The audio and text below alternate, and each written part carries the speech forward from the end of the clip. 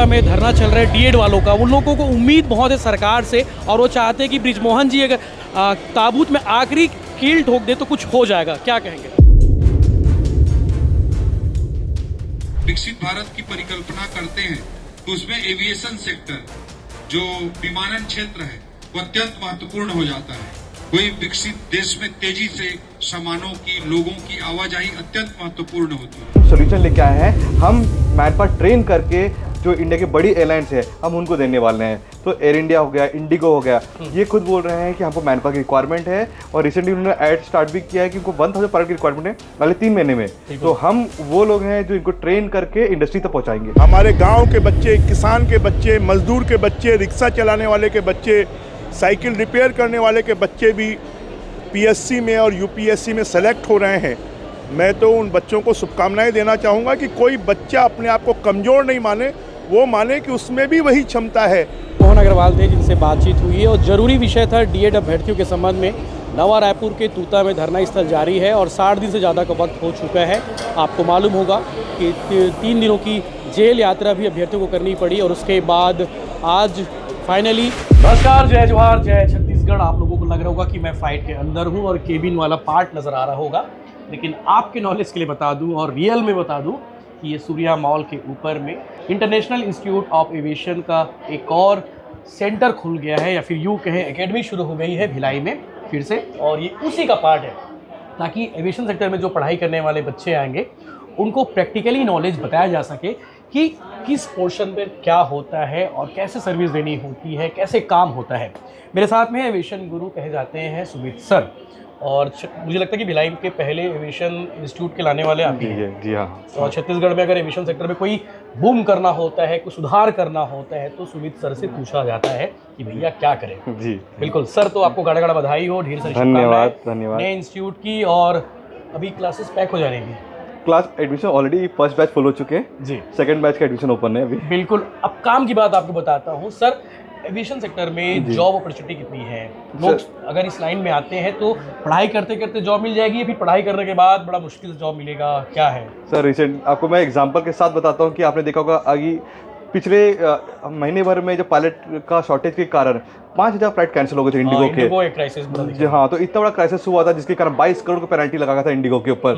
तो अब उससे बाहर निकलने के लिए चौपट हो गई थी, पूरा देश थम गया था, पूरा इकोनॉमी डाउन होने गया था। तो उसके लिए हम सॉल्यूशन लेके आए हैं। हम मैन पावर ट्रेन करके, जो इंडिया की बड़ी एयरलाइंस है हम उनको देने वाले हैं। तो एयर इंडिया हो गया, इंडिगो हो गया, ये खुद बोल रहे हैं कि हमको मैन पावर की रिक्वायरमेंट है और रिसेंटली उन्होंने ऐड स्टार्ट भी किया है कि उनको 1000 पायलट की रिक्वायरमेंट है अगले 3 महीने में। तो हम वो लोग हैं जो इनको ट्रेन करके इंडस्ट्री तक पहुँचाएंगे। बिल्कुल। तो सर इसके लिए क्वालिफिकेशन क्या जरूरी होता है? 10वीं 12वीं या फिर ग्रेजुएशन जरूरी क्या? मिनिमम क्वालिफिकेशन 12th पास होता है और 12th पास करने में कोई भी स्टूडेंट्स हैं वो ये कोर्स कर सकते हैं। कितने साल का रहता है सर? जो ट्रेनिंग है 1 साल का रहेगा। 1 साल का ट्रेनिंग जी। पढ़ाई भी उसी दौरान हो जाती है? जी जी, पढ़ाई और प्रैक्टिकल दोनों। 1 साल की पढ़ाई में जॉब मिलता है जी। सैलरी पायलट की सैलरी आज के डेट में इंडिया में स्टार्टिंग सैलरी 1.5 लाख से 2.5 लाख है जी। और जो अभी जो सीनियर कैप्टन बन चुके हैं उनकी सैलरी 25 लाख रुपए पर मंथ है।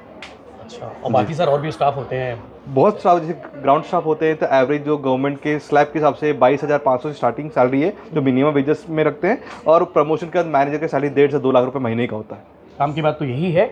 और नीचे डिस्क्रिप्शन पर हम नंबर जारी कर देते हैं ताकि आप सीधे लगता है कि भैया एविएशन सेक्टर में आपको जाना है, नौकरी पानी सेक्टर में, तो पढ़ाई तो जरूरी है, तो आप यहाँ से पढ़ाई कर सकते हैं। सर बाकी आज कार्यक्रम में इनॉग्रेशन था, कौन कौन आया? जी, honourable finance minister OP Chaudhary ji आए थे। हॉनरेबल मेंबर एजुकेशन सेक्टर में उनका काफ़ी लगाव रहता है, वो ऐसी चीज़ों को छोड़ते नहीं बहुत, क्योंकि मैंने रिसेंटली उनको ईस्टर्न मिनिस्टर्स मीटिंग में भी मिला था, तो राम मोहन नायडू जी ने भी उनको कहा था कि ये बहुत अच्छा इंडस्ट्री है और आपको इसको बढ़ावा देना चाहिए छत्तीसगढ़ में, और वो डेफिनेटली बहुत अच्छे से सपोर्ट किए हैं ओवरऑल, और पॉलिसीज़ में भी बहुत अमेंडमेंट करने वाले हैं एविएशन को लेके। पॉलिसी भी बहुत काम करते हैं, बहुत पॉलिसीज में बहुत इंपॉर्टेंट काम करते हैं, बिकॉज गवर्नमेंट से बहुत सब्सिडीज भी आते हैं, तो अगर वो मिले तो बच्चे लोग को पढ़ने में बहुत आसान हो जाता है ये चीज़। और साथ में honourable member of parliament Vijay Baghel ji आए थे, honourable member of parliament Brijmohan Agrawal ji आए थे। तो ओवरऑल मिनिस्ट्री के बहुत जो अच्छे हमारे मिनिस्टर्स हैं उनका ब्लेसिंग रहा पूरा ओवरऑल इस इवेंट में, और लेकिन उन्होंने हमको बोला है कि आप और अच्छा कीजिए और छत्तीसगढ़ के बच्चों को आगे लेके आइए। बिल्कुल, ये बड़ी बात है। और बृजमोहन अग्रवाल जी ने कहा कि एविएशन सेक्टर को हम बूम करने के लिए प्रयास कर रहे हैं, जैसे कि उन्होंने रायपुर को किया है, रायपुर स्वामी विवेकानंद एयरपोर्ट को, भिलाई में भी एक एयरपोर्ट है नंदनी वाला, उसके लिए भी वो प्रयास करेंगे, ऐसा उनको कहा जी, नंदनी एयरपोर्ट के लिए मुझे पिछले कई टाइम से, साल भर से बोला जा रहा है कि रायपुर का नंदनी के एयरपोर्ट को आप फ्लाइंग ट्रेनिंग स्कूल में कन्वर्ट कीजिए, क्योंकि इसमें बहुत पोटेंशियल है। और एयर स्पेस जो हमको चाहिए रहता है वो रायपुर में मिलना मुश्किल हो जाता है, बिकॉज वहाँ कमर्शियल ऑपरेशन बहुत है। तो यहाँ का नंदनी हमारा टारगेट है कि नंदनी से हम फ्लाइंग स्कूल स्टार्ट करेंगे। बिल्कुल, अब सपनों की उड़ान काफ़ी महत्वपूर्ण होती है, तो ये जो उड़ान है जी ये सर जी। ये काफ़ी शानदार कैंपस है। जी जी जी जी। कितने बच्चे पढ़ सकते हैं सर इस कैंपस में? सर इसमें हमारा 200 का कैपेसिटी है, क्योंकि हमारे जो 2-2 घंटे के बैचेस होते हैं तो 200 बच्चे बैठ सकते हैं। ये इंटरनेशनल कार्गो ट्रांसपोर्टर लिखा हुआ है। ये एंटोनोव एयरक्राफ्ट है, जो one of the largest aircraft होता है, जो पूरे एक एयरक्राफ्ट को अंदर ले सकता है। तो इसका कैपेसिटी होता है 110 टन। तो इसमें हम कार्गो करते हैं, बच्चे लोग को हम लोग इन डेप्थ ट्रेनिंग दिखाते हैं। तो आपने जो एयरक्राफ्ट देखते होंगे जो इंडिगो का, वो पूरा फ्यूचराज इसके अंदर आ जाता है। अच्छा, तो इसी के अंदर से ट्रांसपोर्ट किया जाता है। ये ट्रांसपोर्ट वाली गाड़ी है? जी हाँ, ये रशियन एयरक्राफ्ट है एंटोनोव। तो ये बहुत हाई डिमांड होता है इस एयरक्राफ्ट का। ग्रेट जी, इसके भी काफ़ी स्टाफ की जरूरत पड़ती है इस काम के लिए। बहुत कार्गो तो डेफिनेटली बूमिंग सेक्टर है, तो बहुत ज़्यादा डिमांड है कार्गो के लिए भी। तो हम लोग ओवरऑल सारे डिपार्टमेंट ट्रेन करवा रहे हैं। हम security, customer service, ticketing, RAM, cargo department, हम ओवरऑल सारी डिपार्टमेंट की ट्रेनिंग करवाते हैं बच्चों को। बिल्कुल, सबसे इंपॉर्टेंट बात यह है कि 12वीं पास करने के बाद आप इस फील्ड में आ सकते हैं और 1 साल की ट्रेनिंग और उसके बाद सीधे नौकरी। जी, सर ने कहा कि मिनिमम जो वेजेस है 25,000 है जी, और अधिकतम तो लाखों में है। लाखों में, उसकी बात ही नहीं कर सकते। चलिए, जय हिंद सर, आपको फिर से बधाई, शुभकामनाएं। Thank you sir. और सर का नंबर हम नीचे डिस्क्रिप्शन पर डाल देते हैं। आगे सांसद बृजमोहन अग्रवाल को सुनेंगे, जरूरी मुद्दे पर उनसे बातचीत हुई है, उन्होंने क्या कुछ कहा है देखिए। रायपुर सांसद बृजमोहन अग्रवाल जी हमारे साथ मौजूद है, बातचीत कर लेते हैं। सर, एविएशन एकेडमी के लोकार्पण में आए हैं, क्या कहेंगे एविएशन की संभावनाओं को लेकर छत्तीसगढ़ में? देखिए, छत्तीसगढ़ का रिक्रूटमेंट एविएशन में बहुत कम है और बहुत कम होने के कारण छत्तीसगढ़ के बच्चों की उड़ान भी ऊंची नहीं हो पाती है। अब ये इंडियन एकेडमी यहाँ पर खुल रही है, इससे सिर्फ एविएशन का मतलब पायलट नहीं है, उसमें ग्राउंड स्टाफ चाहिए, टिकट स्टाफ चाहिए, लगेज स्टाफ चाहिए, फ़्लाइट को लैंडिंग करवाने वाले, फ़्लाइट को टेक ऑफ कराने वाले, वहाँ पर फ्लाइट में सीढ़ी लगाने वाले, एरो ब्रिज लगाने वाले, लगभग 50 प्रकार के काम एविएशन में हैं। अभी तक लोग सोचते हैं कि सिर्फ हवाई जहाज उड़ाना ही एक काम है। तो इस प्रकार की एकेडमी अब छत्तीसगढ़ में भिलाई में खुल रही है। सुमित जी और अभिजीत जी दोनों मिलकर इनको खोला है और आने वाले समय पर ये रायपुर में भी खोलने वाले हैं। तो भिलाई से इसकी हमारी औद्योगिक नगरी से शुरुआत हो रही है। तो छत्तीसगढ़ के बच्चे बड़ी मात्रा में एविएशन सेक्टर में भी जाएंगे और छत्तीसगढ़ को ऊंची उड़ान देंगे। रायपुर एयरपोर्ट की तस्वीर, तकदीर दोनों बदल रही है आपके प्रयासों से। दुर्ग वाले थोड़े वंचित हो जा रहे हैं, इसके लिए क्या होना चाहिए? दुर्ग नहीं, एक्चुअली इसका एक फार्मूला है, क्योंकि दुर्ग भिलाई रायपुर से 40 किलोमीटर दूर है।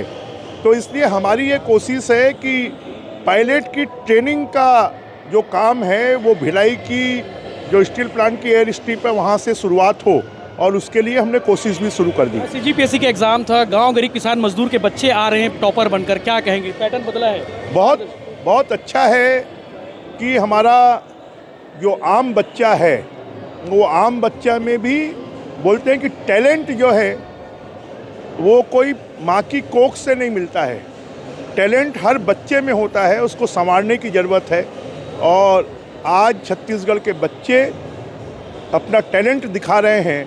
हमारे गांव के बच्चे, किसान के बच्चे, मजदूर के बच्चे, रिक्शा चलाने वाले के बच्चे, साइकिल रिपेयर करने वाले के बच्चे भी PSC में और UPSC में सेलेक्ट हो रहे हैं। मैं तो उन बच्चों को शुभकामनाएं देना चाहूँगा कि कोई बच्चा अपने आप को कमज़ोर नहीं माने, वो माने कि उसमें भी वही क्षमता है जो एक बड़े घर के बच्चे में या विदेशों में पढ़ने वाले बच्चे में या बड़े बड़े इंस्टीट्यूट में पढ़ने वाले बच्चों में है। आज हिंदी मीडियम के भी बच्चे IAS, IPS, डिप्टी कलेक्टर और तहसीलदार बन रहे हैं। बिल्कुल सर, रायपुर के नवा रायपुर तूता में धरना चल रहा है DED वालों का। उन लोगों को उम्मीद बहुत है सरकार से और वो चाहते हैं कि बृजमोहन जी अगर ताबूत में आखिरी कील ठोक दे तो कुछ हो जाएगा, क्या कहेंगे? मुझे लगता है कि सरकार संवेदनशील है और वो संवेदनशीलता के साथ में इसके ऊपर में विचार करेगी। 60 दिन हो गए हैं, उन्हें जेल भी जाना पड़ा 3 दिन के लिए। लगातार मैं उनके संपर्क में हूँ और मैं सरकार के भी संपर्क में हूँ और मुझे लगता है जल्दी ही रास्ता निकलेगा। Thank you sir. रायपुर सांसद बृजमोहन अग्रवाल थे जिनसे बातचीत हुई है और ज़रूरी विषय था DED अभ्यर्थियों के संबंध में नवा रायपुर के तूता में धरना स्थल जारी है और 60 दिन से ज़्यादा का वक्त हो चुका है।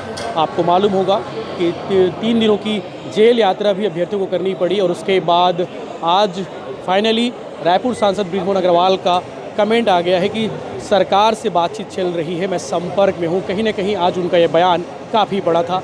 और भिलाई के सूर्या मॉल में इंटरनेशनल इंस्टीट्यूट ऑफ एविएशन शुरू हुई है और एविएशन गुरु के नाम से जाने जाते हैं सुमित सर, और उनके माध्यम से ये शुरू हुई है। कहीं ना कहीं एविएशन के सेक्टर में भी रोज़गार की संभावनाएं बढ़ी है और कहीं ना कहीं देखा जा रहा है कि एविएशन सेक्टर जो है बूम हो रहा है। 12वीं पास, 10वीं पास, उसके अलावा सिर्फ प्लेन उड़ाना ही एविएशन में रोज़गार के अवसर नहीं है, और भी बहुत सारे सेक्टर्स में, इस सेक्टर में बहुत सारे रोज़गार के स्कोप है। तो कहीं ना कहीं संभावनाएं बढ़ रही है। ये आप देखिए कि हमारे बिलासपुर में एयरपोर्ट आ गया मोदी जी के शासन के बाद, जगदलपुर में एयरपोर्ट आ गया, अंबिकापुर में एयरपोर्ट आ गया। इतना तेजी से एविएशन सेक्टर का ग्रोथ हो रहा है। निश्चित रूप से अभी वायबिलिटी का थोड़ा इशू रहता है। आने वाले समय में वायबल भी होंगे रूट और फ्लाइट भी चलेंगे। तो ये बहुत ही इंपॉर्टेंट प्रोसेस होता है किसी भी कंट्री के लिए जब वो विकासशील से विकसित राष्ट्र में बदलता है। तो ऐसे अवसर पर हमारे युवा भाई बहनों के लिए बहुत ज्यादा अपॉर्चुनिटी एविएशन सेक्टर में है। उस सेक्टर की स्किलिंग कराने का आप काम कर रहे हैं तो बहुत अच्छी बात है। इस दिशा में एविएशन सेक्टर में स्किल ग्रोथ करे, इसके लिए हमारी सरकार हमारे मुख्यमंत्री जी के नेतृत्व में अच्छी पॉलिसी लेकर भी लगातार आ रही है। और हम चाहेंगे कि हमारे छत्तीसगढ़ के युवा भाई बहनों को विमानन क्षेत्र में अच्छे अपॉर्चुनिटीज मिले और वो लोग अपने बेहतर जॉब अपॉर्चुनिटीज को एक्सप्लोर कर सकें। हमारी यही शुभकामना रहेगी और सरकार इस दिशा में काम करने के लिए छत्तीसगढ़ विकसित भारत बनाने की प्रक्रिया पिछले 12 सालों से बहुत तेजी से चल रही है। और जब हम विकसित भारत की परिकल्पना करते हैं तो उसमें एविएशन सेक्टर जो विमानन क्षेत्र है वो अत्यंत महत्वपूर्ण हो जाता है। कोई विकसित देश में तेजी से सामानों की, लोगों की आवाजाही अत्यंत महत्वपूर्ण होती है। इसीलिए एक विजन के साथ उड़ान योजना लेकर नरेंद्र मोदी जी आए और उन्होंने कहा कि एविएशन केवल अमीर लोगों का, जहाज में चढ़ना केवल अमीर लोगों का विषय नहीं। भारत तेजी से जब आगे बढ़ रहा है